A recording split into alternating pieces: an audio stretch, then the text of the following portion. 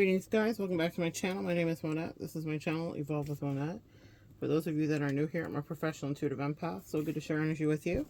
Thank you for inviting me in. Come on in. Let's get into it today. If you're guided to work with me, talk to your angels first and check out my information in the description box below. Guys, I'm getting ready. I have some appointments very early morning. It's about 5 o'clock. And just getting ready to head out the door here shortly, but I wanted to drop this message off for you. Be so careful.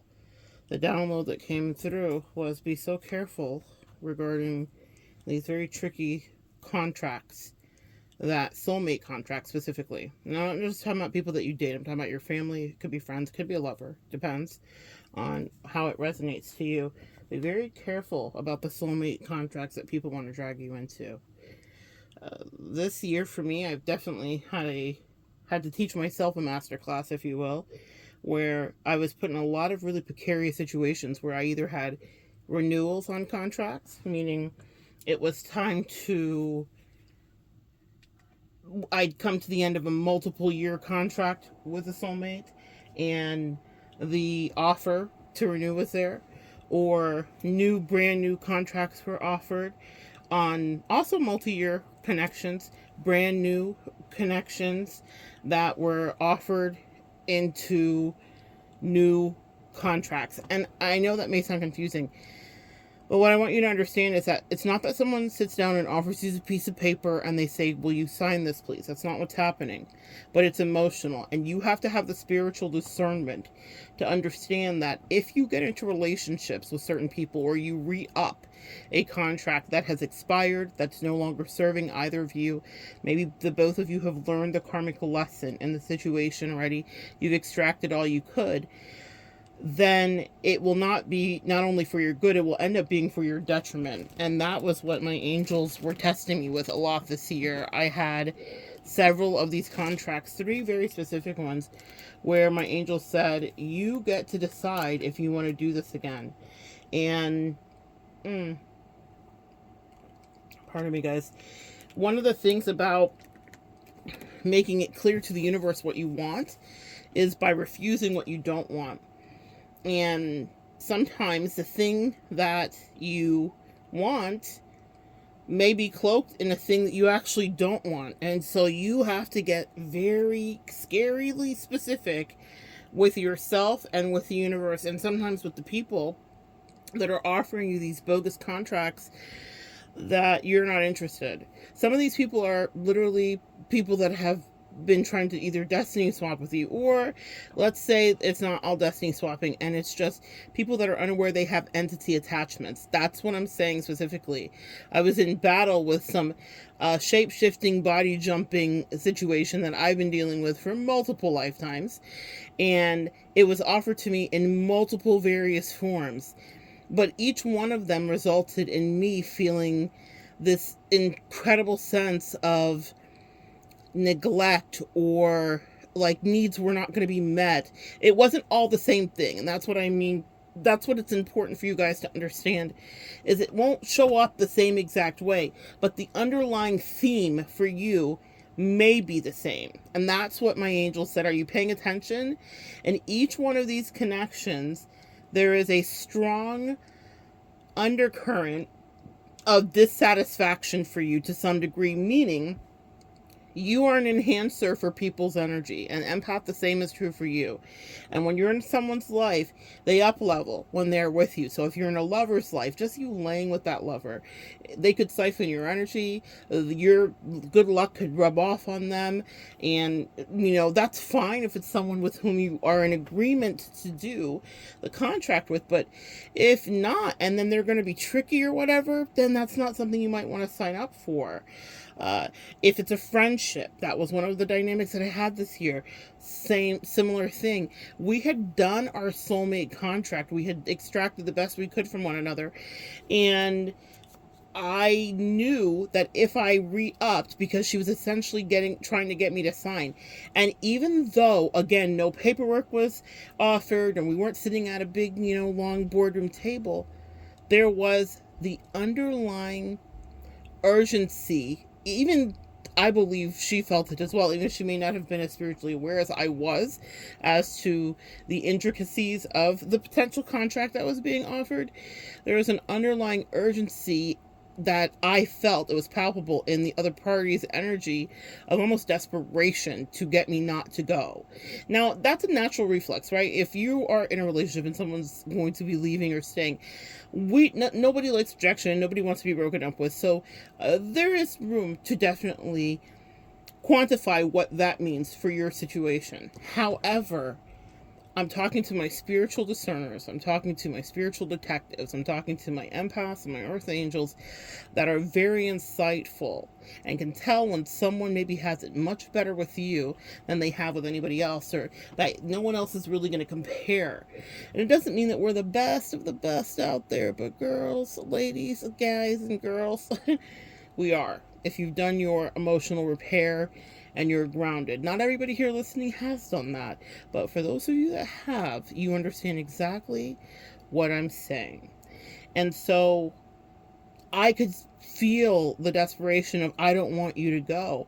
But there was also this indignant attachment to not treating me properly or not giving me what I deserved in that friendship dynamic, and wanting me to be part of their reality. What my angel said to me that I didn't say to them, because I was just observing the situation, as I am wont to do, is that she needs you way more than you need her. And that doesn't mean that she hasn't been of service to you.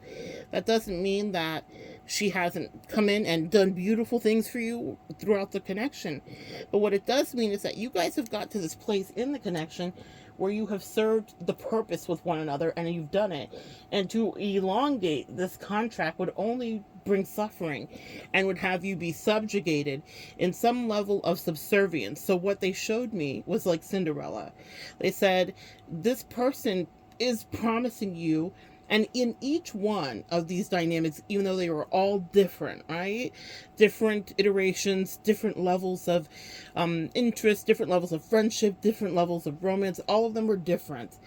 Some of them were not romantic at all. But what I will tell you is that in each one, essentially, and this is what I want you to check with yourself about, people were offering me what they thought were like, I'm channeling that song, got a white boy in my lobster, he's been feeding me pasta and lobster, right?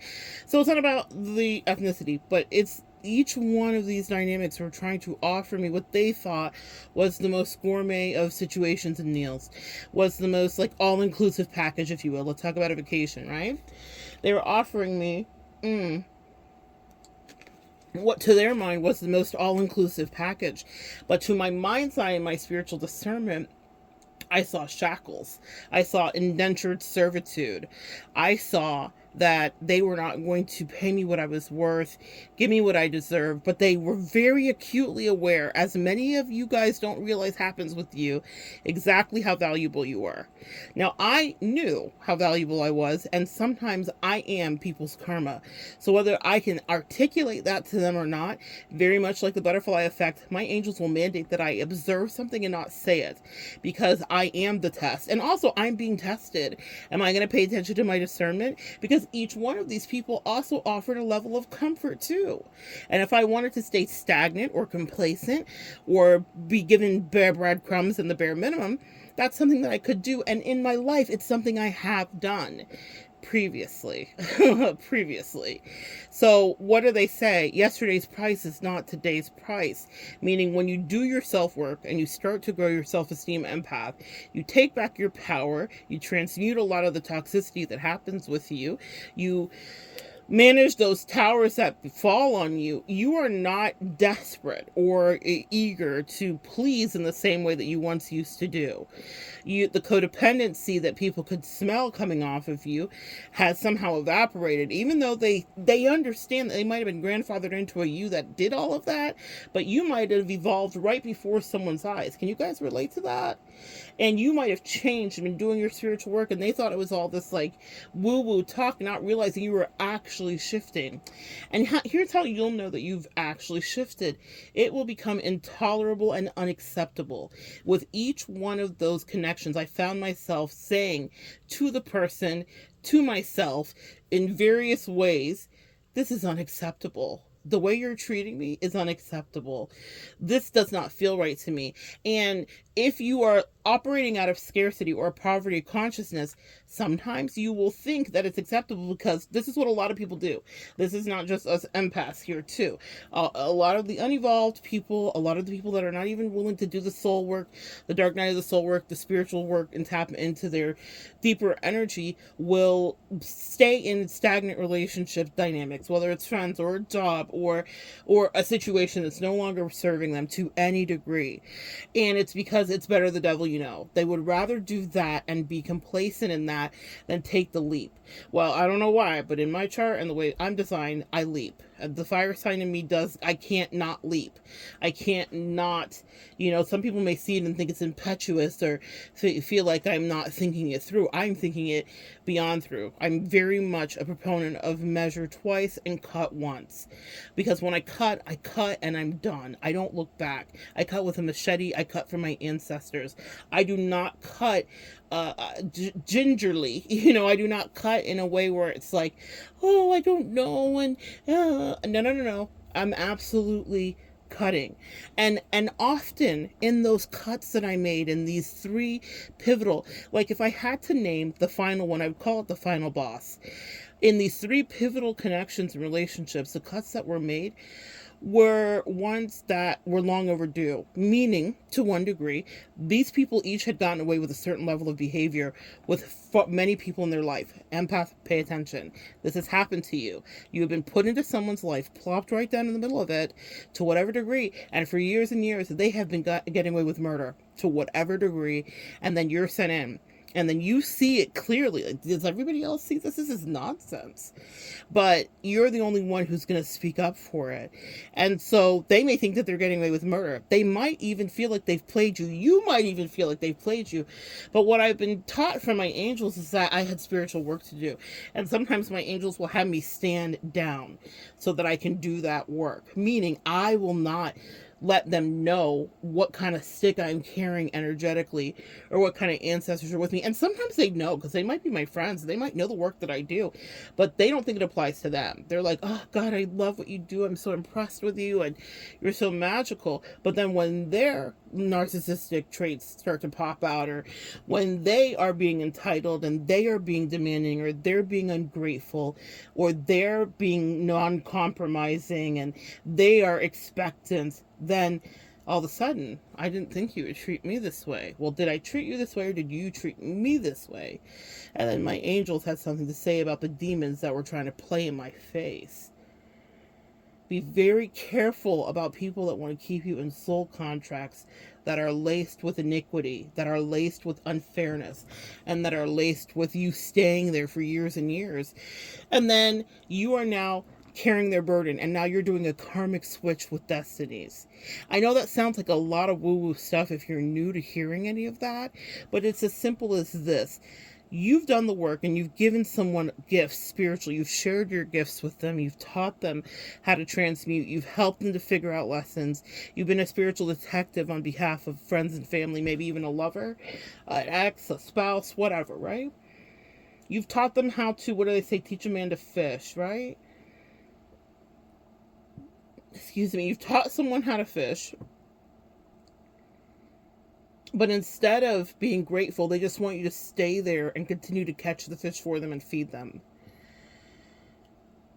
For example, specifically, you've taught someone how to deal with a relationship dynamic that they were in that may not be healthy, but they don't really want to leave. They just want to drain your energy. They want to energetically vamp. So had I had stayed, specifically in one of my friendship dynamics, I was signing up, they said, for another 7 years. I'd already served about 7. They said I would be signing up for another 7 years of duty with someone where their karma, they showed me how everything was just about to like switch. And they said, I wish I could drop you guys into my soul so you can know what it feels like in case you're new to this. But I felt almost an urgency. In any soulmate connection, there will be mirrored connection and energy. So I said one person had a desperation that they didn't want me to leave. That is true. And I felt a desperation that I had to. It was this urgency. It was this cadence. It was this drumbeat. It was this ba-da-rum-pa-pum-pum. I had to get out. And it was because there was a window closing regarding the contract. And again, I say no one's coming with a physical thing to sign. But there was a certain time frame that my angels made it so clear to me. They made it clear to me in dreams. They made it clear to me in actions. They would tell me something and they would say, when this happens and when you see this look on her face, or when she says this phrase, they drop it to me in a dream. They wouldn't even contextualize it, guys. And this is how your intuition works. This is how your spirit team and your ancestors and your angels work with you. They wouldn't give me a context clue. Well, they gave me a context clue, but they wouldn't contextualize it in full, if that makes sense. So they'd be like, pay attention to when she says yellow belly coward, right? Or whatever, right? And then I knew that it was definitely time for me to take flight. I once worked at a preschool and it was just weird. The director acted like she didn't care, and I just moved back to Florida, and it was just a very kind of dilapidated and disorganized place. And I remember it was like all family, right? Like I was dating a girl who like recommended, she's like, my aunt runs this daycare, you should go work there, da, da, da. So it was all family run, right? Even though the girl I was seeing didn't work there, but it was all family run. So everyone there kind of like had each other's back. And I remember it came time for testing. You have to do all your certifications and all of that stuff for the state of Florida, but yada, yada, yada. And so and you have to go do it and you had to pay for it. And she was paying me like a pittance of a salary, right? But it cost me maybe a couple $100s to stay up to course with that testing. And so I was like, and I had to drive a couple hours to do that test. And so I knew that if I went to do it, I had to do them all. And there was like maybe seven aptitude tests for getting 7 different certifications for early childhood education. And a lot of people take it, I didn't know it because I didn't have the luxury of taking it at my leisure and at my will or whatever. You had to be there in front of a proctor. It was timed, the whole thing. So it wasn't like you just take it online. And this is back in the day. I don't know if it's changed now, but in any case, I drove over and I do the test. And I take all 7 of them, and I'm there all day. And even the professors and the proctors are like, yeah, that's unusual. Most people like come and take this in increments, because it's going to give you a better chance of passing. Pardon me, guys. Anyway, they were like, most people kind of take this in increments, because then you have like, kind of a fighting chance of passing and all. You could be overwhelmed and have test fatigue. I was literally there all day. And with like no money. So it was just the craziest little thing for me to like get over in like a beater car, a memory. Anyway, I take all of the tests and they let you know before it's over with pretty much that you've passed. Like, because I'd been there all day, so they were grading each one. I passed all 7 of them. And I was so proud of myself, but it was not something I did to throw it in my director's face or into my fellow co-worker's face. I just didn't have the luxury to do what they did. And my director had taken it. She'd kind of failed a couple of 3 times. Other people that she had, like her assistant director, another family member, her daughter-in-law, had not passed the test. So I'm not thinking anything about it, just other than like, I had no choice but to do it, right? You know how it is, push comes to shove. So I come back to the preschool the following Monday or whatever, and they're treating me crazy, being mean, kind of bullying me because they're upset that I passed the test. And they say as much, like, wow, Miss Monette, you didn't really have to like show us up, da da da. Girl, I was like not worried about them at all. I was there biting nails thinking, I can't afford the gas to come over here. I can't afford to redo this a million times. You're not paying me anything. And no one in the daycare at the time, or the preschool at the time, had the certification. And it was like kind of like put it all on me. They're like, if you don't pass this, we could be shut down because we still have another chance to take the test or whatever, because they had not done what they needed to do. Anyway, the reason I'm saying this to you guys is that my angels showed me a bunch of what I thought were dragonflies, but a bunch of things flying into the air by the playground. And they said, when you see this, you can no longer be there. And I did not understand it. They were bullying me and I was dealing with it or whatever, but I had a dream about all of the like thousands of like things like alighting into the air. They didn't look like they were stinging and they didn't feel dangerous. And I remember like the following day or so, like 2 or 3 days after all of the debacles had happened and whatever, and I was like, it's time to go. Like, even though I had done all of that, right? I knew it was time to go because I got the information that the contract was null and void. I had done what I needed to do there, and that it was only going to become more abusive for me because they were intimidated by my intellect or the fact that I passed the test or whatever. And sure enough, the sign came to fruition. I was sweeping something outside and getting ready for the kids to come back in, and of thousands of it end up being termites, which is even more symbolic, thinking about corrosion and eating something away. We had a wooden fence, and it ended up being thousands of termites. For some reason the wind blew a certain way and thousands of termites flew into the air, and I knew that I could no longer be there, and I quit. Like, when I say immediately, like, I didn't come in the next day. No notice given, because I knew that I did not have time to stay, and I knew that I could not play with fate, because for a reason, this had to go away. They ended up getting shut down not long after, and my angels were just getting me out, and it ended up being in the paper. It was like a whole thing. But my angels gave me the heads up on the wings of termites. Literally, they said this thing is built on sand and it's gonna collapse. And they're not treating you right, acting like you did something wrong when all you did was exactly what you were supposed to do, and you weren't trying to show up anyone. I was just trying to get through because I was like, I'm broke. I can't come back and take this test 4 times like you. I gotta pass it now. My point in saying that is that little image of the things flying into the air, even though I thought it was dragonflies and something magical and spiritual, ended up being a sign that I could no longer be there. In your relationships, the same thing is happening in a myriad of different ways. Whatever your sign is, whether it's an animal totem, whether it's a turn of phrase, whether it's a song you hear on the radio, whether you hear an old song from a loved one that's crossed over, you smell the scent of a loved one that's crossed over, pay attention to the warning signs and the things that you're getting, when you're in whatever you consider danger. And if you're in, even if it's not full danger, right? These contracts would have only drained me and taken me off the path of my destiny. You know, they say new levels, new devils. Well, I had conquered these levels in the video game of life. I had figured out the friendship dynamic. I had figured out the soulmate, more, romantic-ish dynamic. And I had figured out the final boss dynamic too. And I knew that I was only going to be a benefit for them, and there was nothing that was going to be invested back into me subsequently if I stayed.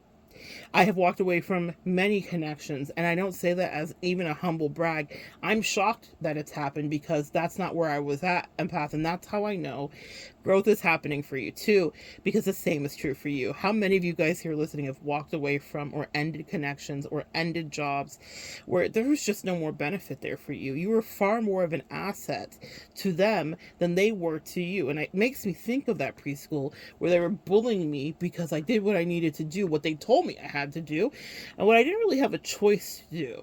And a lot of the connections and the relationships that you're in, the same is true for you. But if you re-up that soul contract now, I could have had another 7 years. And what my angel showed me with a couple of behaviors with the friendship dynamic and a couple of ways that she was being and things that she did that she didn't know were major triggers to my childhood trauma and stuff like that. Even if she did know and she did it purposely, even more so did they want me to set myself free. But they showed me what karma was coming for her and how her life was going to change, what misery she was going to be steeped in. And they said, are you signing up to help her transmute and clean this up? Because she's just treated you terribly. So not only did she not deserve probably the last 1.5 years of grace you gave her, she did not deserve the next 7 years of servitude, actually, while she's promising you this magical gourmet spread, but really they're giving you slop that they would give the pigs. They are breadcrumbing you and barely even taking care of your basic human needs in this dynamic of friendship, relationship, lovership, whatever it is for you. And in each one of these, specifically with Final Boss, I said something because I knew it was the truth. And we don't always show our hand about how powerful we are when we're trying to outmaneuver those soulmate contracts that could be very toxic and drain us and have us going off into a wandering path in the desert. Very much like the Israelites, wandering through, not getting anywhere, just going in circles, and then we're there for their repair and their care, and the degradation and the treatment of us is only getting worse and worse. And I said to the Final Boss, I said, I'm having mercy on you currently because of a situation going on in that person's life. Meaning, there are things energetically that I could have released with my shadow that would have affected her emotionally and maybe even physically. But I know, because I practice that restraint and I'm very aware of how far my shadow can go, that I have to sometimes pull that shadow back into me. And I don't negotiate with terrorists. Once I identify someone as a terrorist or a demon has jumped a body, or people don't understand. They think they're just people because all the stuff we do seems woo-woo to them, and they don't understand how much the Matrix really exists. And they're not ready to break out of it. And they just want you to play your part and be their narcissistic supply and transmute stuff for them and tell them all the answers as to why. And they don't realize that they're on demon time. And once I identify someone that used to be a friend or a lover or whatever as an op, then I'm cutting the head off. And I'm dealing with you directly. Ego deaths happen in my company when you decide that you want to play with me. And I'm not saying that in any kind of braggadocious way. There's lots of videos here. If you want to hit play on one of those, you're welcome to. This is about survival for you. Don't allow anyone to rope you into some toxic, one-sided, further protracted soulmate contract where they are not going to do right by you. They are only going to further drain you, and they didn't even appreciate you in what you gave to them. Maybe initially they did, but every one of us here knows when the shift happens, when it stops being reciprocal and sweet and effusive. And some people can wear their masks for a long time, but one of my favorite pastors used to say, you can only hold your breath for so long before the shadow comes out to play. And their shadow will come out to play. And some people get so entitled and so addicted. They said you need to hear that, empath, to your energy, that they'll do anything to get you stay. And they'll start throwing. It's just like if you went in for a raise and then you're like, I think I'm going to leave. And then they start countering you at the job. And they're like, hey, we'll throw in this, we'll throw in that. We'll definitely give you a raise. You can have an extra parking space, The same thing happens in any negotiation. And that's how you realize at the time that you're in a soul contract. It's because people will start to negotiate with you. And then all of a sudden, all the things that they weren't willing to do, the things that they had held back from you, the things that they didn't listen when you would kindly said, because how many times in the past do we say, hey, can we take a look at this and address this? And all of a sudden they are so not only maybe in love with you, or they love you, or they want you to stay, or you're the best employee, you're the best friend, or you're the best lover that's ever been. And all of those things, ironically and sadly, may actually be true, but they realize it because they no longer have access to you. And that's why you have to let those soul contracts dissipate, because they will keep you from realizing just how great you are. And also they will use you for everything that you can have. They will throw everything your way and give you every puppy that they can give you. But they weren't willing to compromise with you when it was easy, when you just wanted to do what they said they were going to do. A lot of false promises get made, and a lot of people think that they can outsmart you. They also may have seen how other people have treated you terribly, and they think, I think I'll take my swing at it too. Maybe I won't be as bad as the other person. This Cinderella has so much work to do, though. And they've got their lists getting ready for you to start to make their life better. And I don't want you to lose sight of how you do make everyone you encounter's life better. You edify, you up-level, you uplift, you give insight. You are a fucking gift. And if you settle for what their grift is and for their subpar offerings, you're telling the universe, I'm fine with this. My heart is softening to this mistreatment, and I'll just keep taking it. I have been vigilant. I don't care if my life expectancy is tomorrow ending. I say to my angels and ancestors in their face on this day, I am not leaving here until you give it to me exactly my way. And I mean that. But I mean it, and I stand on business, as the kids say, by walking away from everyone that's not giving it to me my way. A lot of people in my life love to tell me how delusional I am and how outlandish what I want is. It's not. Everything you want, you can have. I'm thinking of Kendrick's new album. Oh my gosh. And more to come, the angels say. But he has a song on there called Man in the Garden, and I believe the refrain is, I deserve it all. And I said, absolutely, Kendrick. And he talks about why he deserves it all. But for you, empath, you deserve it all. And people that don't want to give you all do not want you to withdraw from these crooked ass contracts, and they know it's crooked, and you will know that they know it's crooked because of what they start throwing at you when you tell them, I no longer want to do this with you. I don't even care anymore, because when I say those words, I have already measured more than twice before I cut, because I know when I cut, I don't look back. I don't care how longevity we've had. I don't care what our history has been. I don't care how many years in we've had. Once I see that I've allowed you to play in my face, then I have been put in place as your karmic disgrace, and an ego death will happen. It's not because I want it to. It's because for whatever reason you were wishing that kind of energy on me when I would never wish it on you. Empath, that is our reality often, is that we can't even fathom some of the crooked, weird, toxic shit that people do, some of the calculated ways that they get addicted to our energy, and that's the truth. And I think I've even till very recently been in a certain level of denial. I had a friend say to me recently, she kind of reiterated that level of addiction, and because it doesn't feel sexy or good to me, I guess I had disassociated from the fact that that's the truth. But I got hats off for the observation. It's true. People do get addicted to you. People get addicted to me, and I know that. But it's so corrosive and toxic that they just don't want me to leave. But they don't want to be good to me, and they don't want to be fair with me, and they don't want to engage in any level of healthy reciprocity. And they want me to sign up for another 5 years, 10 years, 20 years of a soul contract where I would just be depleted, where I would just give, and I would embolden them to somehow better live off of my actual energy. That's why I say, when this comes up for you, run, don't walk away. And even if you don't have someone to go into, we're not codependent anymore, so you don't need to monkey branch into the next relationship. When I tell you I have been all on a limb without a net this whole year, my angels asked me very specifically, if you love you and you want to elevate and you know that we've called you to be great, then get the fuck out of here.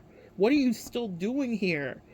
Now, I must admit, in all cases, I didn't move as fast as I would like to, but I stood on business for myself because I said, I deserve it all. I know I do.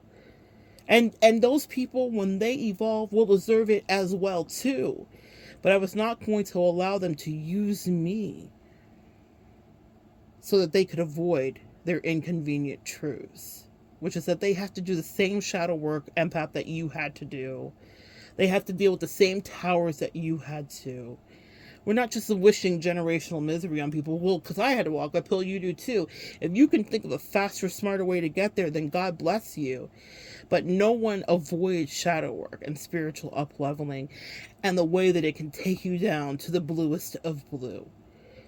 And I do have a cosmic answer or two, not all of them, but I am a gift to whoever I decide to come in front of and stand up for through and through. And the same is true for you.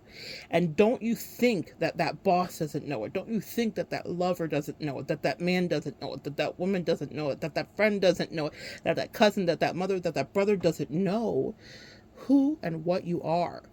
And that's why they want to not have you look at the contract before you sign up for another sojourn and then go far into the distance with them.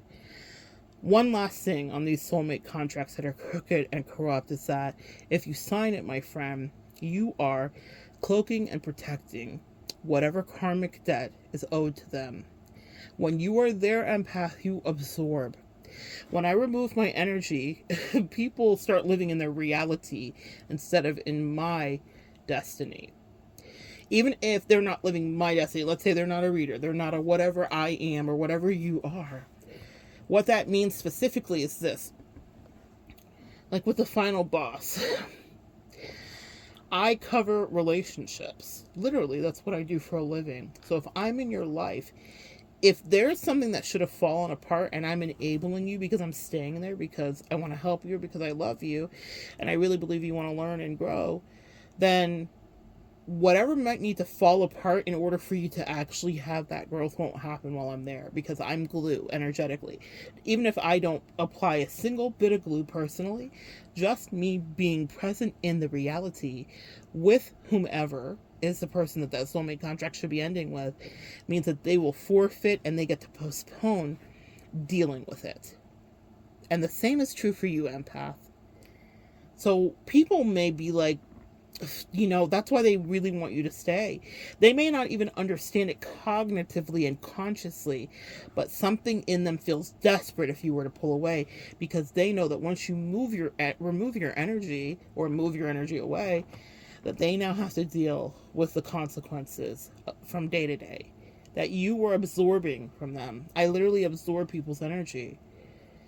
And people get high off our energy. That's another video for another day, but they sometimes think that our energy is theirs. They get a big head. They are having a lot of people be attracted to them. They're having a lot of very lucky things happen to them that weren't necessarily happening to them before. And you'll know, because in the beginning of any connection, they're hyper aware of it and they'll say it to you.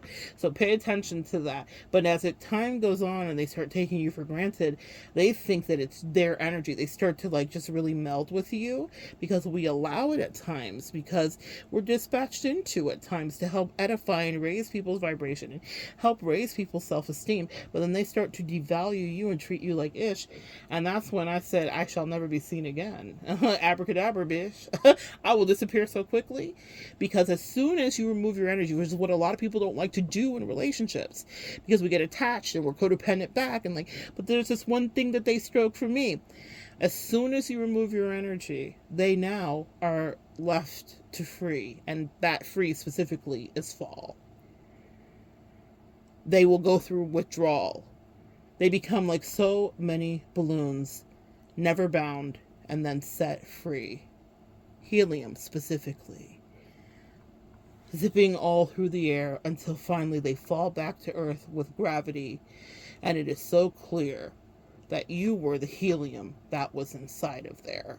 But they need that experience, because some of them get very crude and rude, because absolute power corrupts absolutely.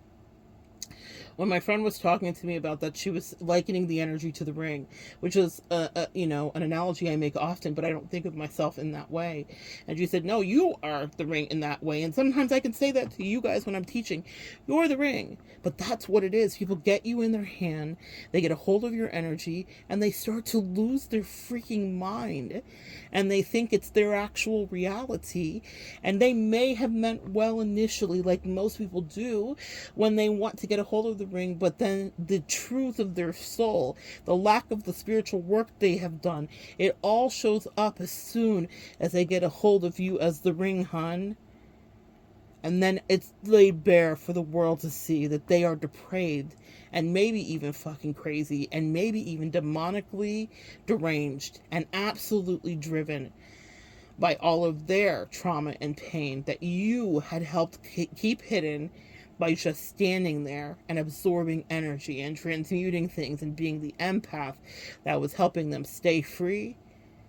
The crashes that I've seen happen when we remove our energy are mind-boggling and astounding. They still shock me.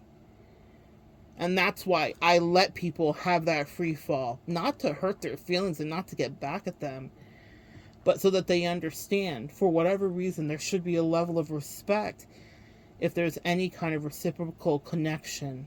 And for us to connect, there has to be reciprocity. And for us to re-up a soulmate contract and to go another 5, 10, 15, or 20, you have to be giving as good as me. Period.